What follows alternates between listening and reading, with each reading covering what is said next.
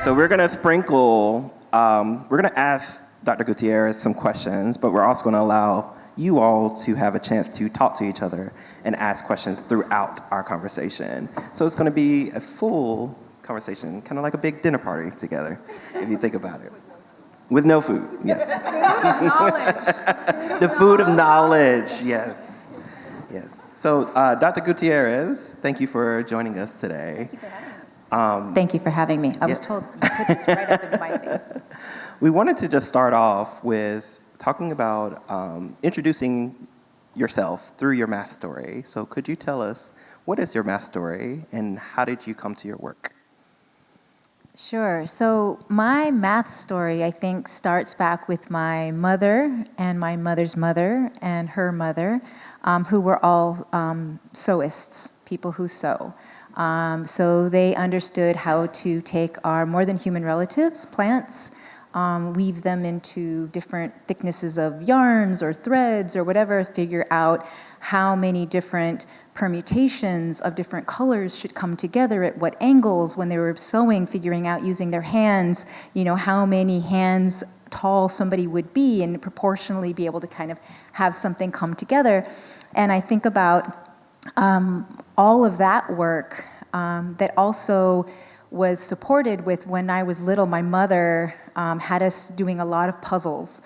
We were always playing checkers and doing all these different games, logic games. And when I was a young student in elementary school, I was in a special program that had us thinking about math in ways that I think a lot of other kids didn't get opportunities to see. So we were doing math in other bases. So we were adding and subtracting in other base systems. And I remember always thinking it was the coolest thing when I would say to my mom, can I have 20 cookies or 10 cookies or 11 cookies. I'd write it down on the thing, whatever, and I'd be like, okay, base 2. I only need this, but that pleasure of being able to be playful with depending on what our rules are, this can be anything. And so having point perspective drawings as part of elementary school, having just a lot of, again, playful ways of doing mind games, that would be things like a man is running home, and as he's nearing home, he meets a masked man. So he turns around and runs back from where he started. Why? And then as a child, you'd have to figure out, well, why would this make sense? Why would this whole thing about somebody running home and then meeting a masked man? And it's a baseball game, and it was the person's on third base, and so they're running home, and the masked man is the catcher, right? But trying to figure out how the rules would make sense for this thing, because mathematics is axiomatic. So you always start with, well, what are our base rules? What are the rules that we're building from? And then everything from there has to be consistent, right? And so my elementary years were very joyful. When I got to 7th grade, I had a teacher who, if you said 6.3 instead of 6 3/10, he took a permanent marker and put a dot on your forehead. So when I was in 7th grade, I had a dot on my forehead. So imagine again as a girl, permanent marker on your forehead. I went home, my parents were livid. My mom came back and fought again, moved me out of that teacher's classroom into another classroom. But I thought, what about other parents who either don't know this or don't know they can move their kid so that was also part of my story, right? So I think all of these different pieces that we have where people are telling us what counts as math, who's good at math, and when you're not good at math, what are the penalties and consequences socially? Because I think that we've all felt when people make us feel like we're not mathematical. I think if you are a math teacher, or even if you're just a human, when you meet somebody who their career is around mathematics, oftentimes the result is when they say that, oh, I'm in mathematics, you get, well, I'll ask you, what are the kinds of responses you get when you say, oh, I'm in math, or I teach math, or I'm sorry, okay. I was bad at math. So I call that the confession.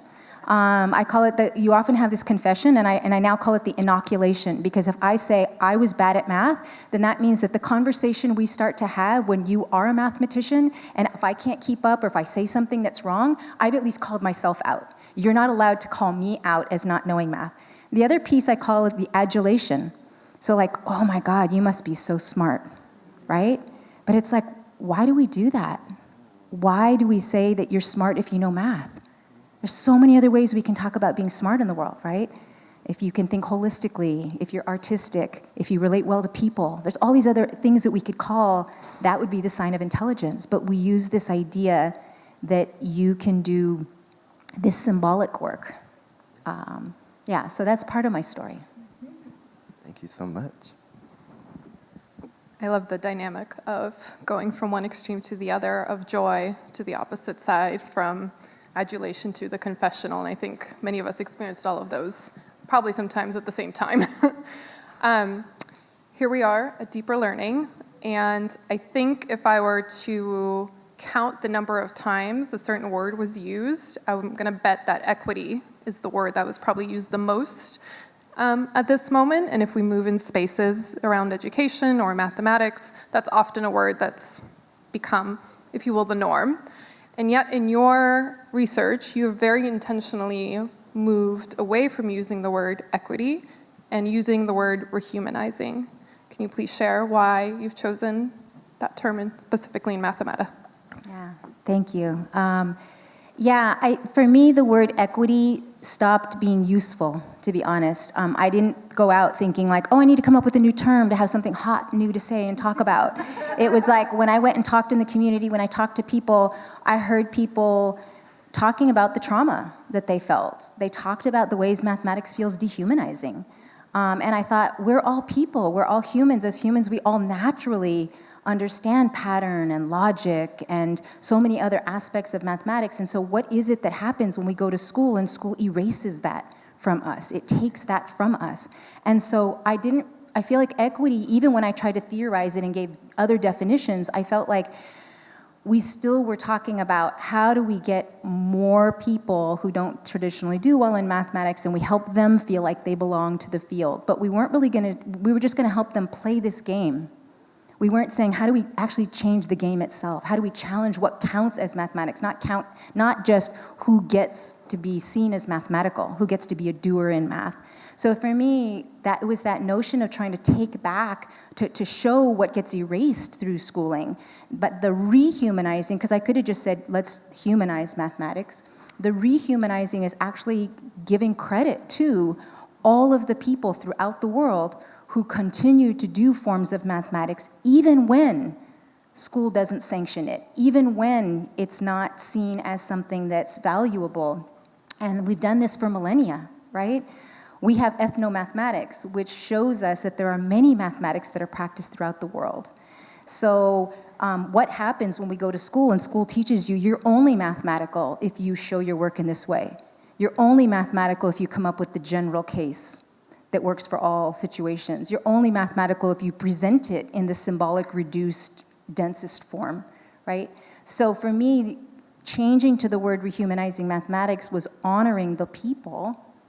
And if we think about it more broadly, people are always in relation, so it's also honoring our more than human relatives. So lands and waters and skies and plants have always done mathematics. That's actually how we've learned our patterns, right? So how does that open the door for us? When we say rehumanizing, how does us being human place us in relation to our world? So for me, I cared more about how do we address the aspects that feel dehumanizing and how do we bring back that which gets erased through schooling? Thank you for that, Dr. Gutierrez. And I'm going to go off script a little bit, Yekaterina. So a lot of the work that we do in our practice is around cultural responsive mathematics teaching.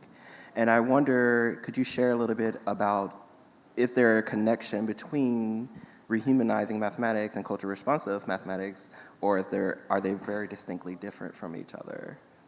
No, I think they're very connected, but I feel like it can be, so I have 8 dimensions I've defined in rehumanizing mathematics, and one of them is cultures, our stories and their stories.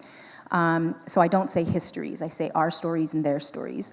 And so it's very important to be able to talk about all the ways that different peoples have practiced mathematics and live mathematics in their worlds. I think the potential danger, if we are still in that kind of DEI framework, that equity framework, and thinking about culturally relevant mathematics, is we think, how do we showcase mathematics in these forms to convince students or to help them see their people did mathematics too. But we're often not asking, what else did their people do that Western mathematics doesn't map easily onto? So we often will go out with our measuring stick and say, oh, these people also do mathematics when they weave baskets and they have these particular patterns. These people also do mathematics when they, but when we're doing that, we're not really asking what else are those cultures offering us that's mathematical that we don't have the language or the forms to talk about it in Western mathematics. So then when we talk about culturally relevant, we might have contexts where those students can relate to that, but it's still the same mathematics. So we're not interrogating the mathematics itself. We're now just saying this can be like a hook for getting kids to feel like they can be doers of mathematics, to see that other people like them have done mathematics, but not to say, wait a second, this game of mathematics, it starts with these assumptions in the beginning. When are we going to get a chance to challenge the assumptions that we start with? I love challenging assumptions. Including the script, right? Including the script. With that in mind, you also use the term, and I love this term, creative insubordination. Is that the most brilliant thing you've ever heard? Creative insubordination. It makes me think of the positive deviance that we just talked about. But can you share a little bit more about that term? What does that mean to you, and what does that mean in the space of teaching mathematics in the classroom? Yeah, so this is, again, I don't go out there trying to create new terms so I can be have this hottest thing. This actually came from my mother. So I grew up in an activist Chicana family, and we often were in situations where we were fighting for the rights of campesinos or farm workers and people who were undocumented. And I watched my mother and many of the women that she was organizing within the community. You would go up and you'd ask somebody for some information, or you'd ask for them to change a policy, or you'd ask for something that was going to be supporting the rights of campesinos. And when they said no, you just kind of smiled and thanked them, and then you moved around them and you asked somebody else, or you did something else, or you ignored what they said and you just did what you wanted to do anyhow, but you thought about how to do it creatively so that you didn't harm the farm workers and you didn't harm the cause. And so whenever I was wanting to do something different, my mom would just say, well, you just need to be creatively insubordinate. And so that I picked up from her. And when I think about the ways that we're all this way sometimes, but teachers need to be creatively insubordinate because we're going to be handed, teachers, administrators, coaches, we all need to find ways to hold ourselves to a higher ethical standard. And that's what I saw my parents and people in the community doing. It was like, this is what's lawful, or this is what's legal, or this is what's professional, or this is what's appropriate. And it's like, but if we held ourselves to this higher ethical standard, if teachers did that, they wouldn't just say, I'm going to do what my district is asking me because this is supposedly the right thing to do. I may know better about my students, or I may just have this experience of seeing how this policy is playing out for my students, and it's just not right. And I can't stand by and let this happen in my space, and so I'm going to just be creatively insubordinate. The focus is on creative, though, because I think what happens is, I'm not telling people, just go stand up to your school systems and then get fired, right? We need us to stay in the system. That's not the point. So I actually want you to turn to the person next to you, and I want you to think about, as you heard that term, creative insubordination, what is something that you feel like you have done in your role, either as a student or as a teacher or as an administrator, as a coach, as a professor, whatever your role is, that has been creatively insubordinate, and why? So what happened in that situation, and why was that important for you to stand up in that moment and not just to go along with what other people were asking you to do? And actually so glad that you actually said that point, because it goes back to your framework, your rehumanizing framework, and your research. And there's a dimension named windows and mirrors within the 8, I believe, dimensions there. So what does it look like and sound like for mathematics to be windows and mirrors for students? Yeah, thank you for asking that. And I think that the traditional way that a lot of people will hear that word or that phrase, windows and mirrors, is they'll think, how can mathematics be a window for students maybe onto another world, onto another way of thinking, and how can it also reflect back on them, right? And I think that's one piece of it. But if you look at my dimensions, the language is actually in Lakech, which is a Mayan phrase. And so what I care about is it's not just about trying to make this math lesson be culturally relevant for that student and culturally relevant for that student, because you'll never win. It's never going to be all those things at any given time. It's also, how do we help mathematics be a space for us to reattach to each other, to see each other as kin? So when we think about what can happen in a math classroom, if those windows and mirrors are not just between students and the curriculum, but are between students and other students, then we now have opportunities to be thinking about how do we reattach to each other? How does mathematics not be something that divides us, evaluates us, categorizes us, but now helps us see that, like, you're like a version of me and I'm like a version of you. I'm not you and you're not me, but like if you just even think about like how group work works. Oftentimes in group work, there's this kind of implicit idea that, well, you're going to work in your group because somebody's going to help you in your group. You've got, more minds, together will be able to solve the problem better. Your group's going to be able to help you, right?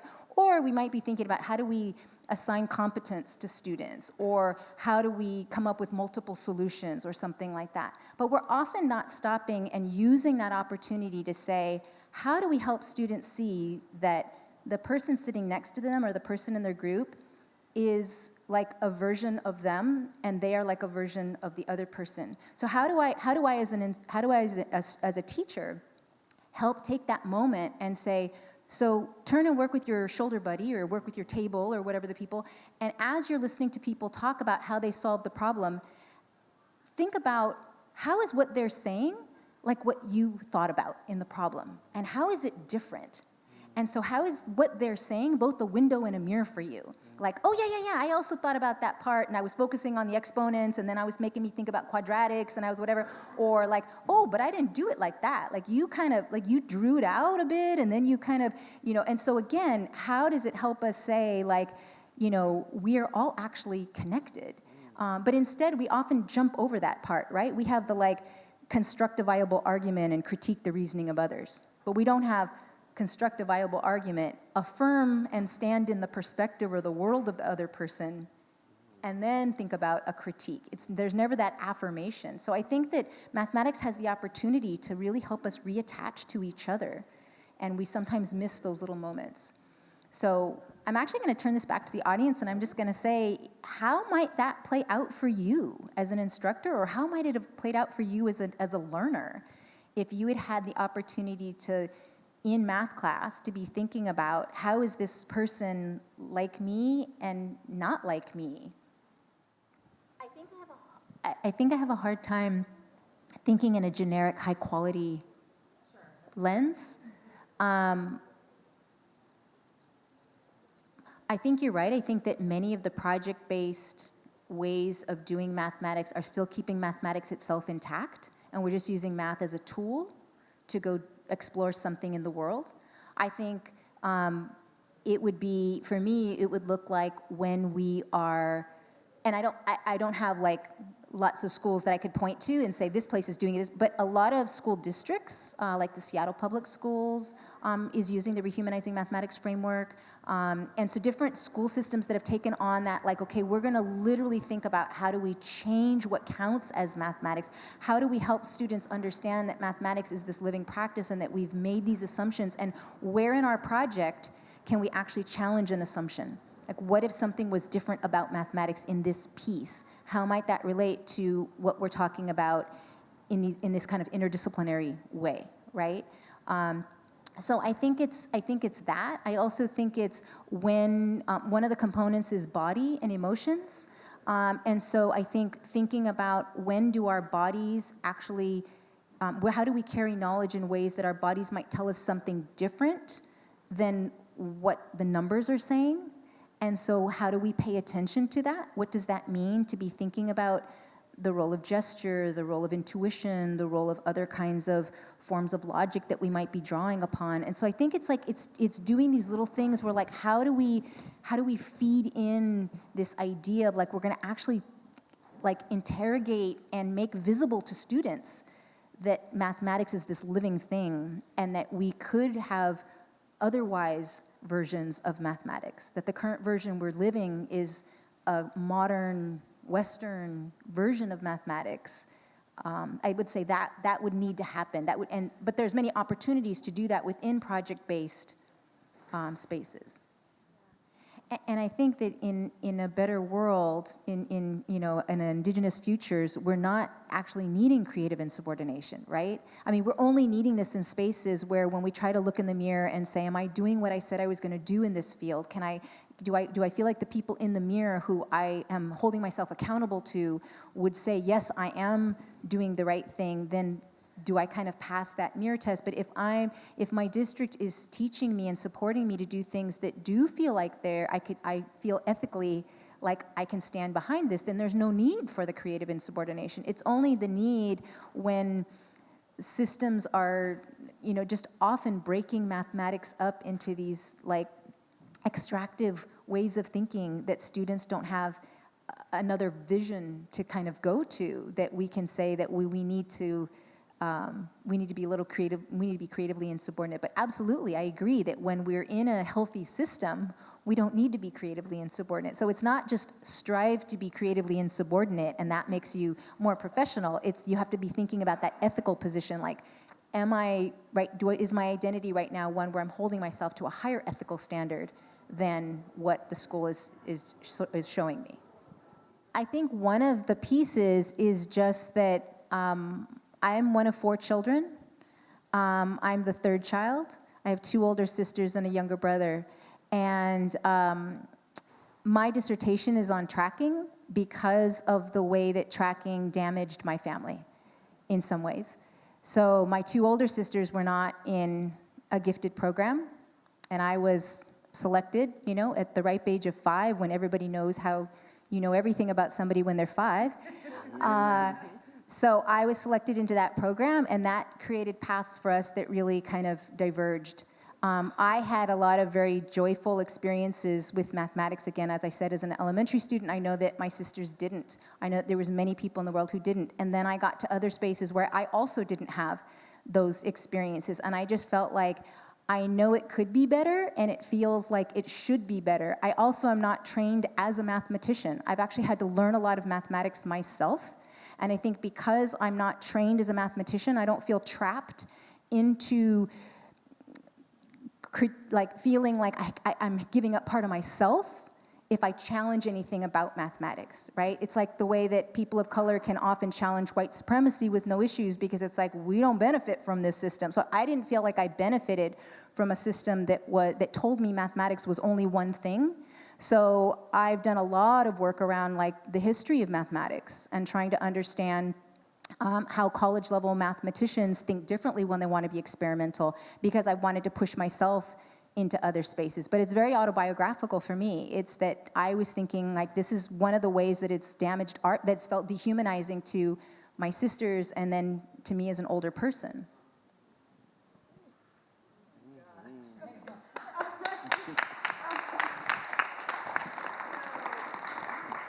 I mean, that was just the den talk. Dr. Gutierrez will be our closing keynote speaker on Thursday, so I cannot wait for the knowledge that's going to be dropped in. Not mathematics in the keynote, so. Yeah, it will be applicable to all educators and human beings. So thank you, Dr. Taylor, Dr. Gutierrez, our resident, what did you call yourself? Skeptic, Yekaterina. We're so grateful for all of you, and thank you all for being here.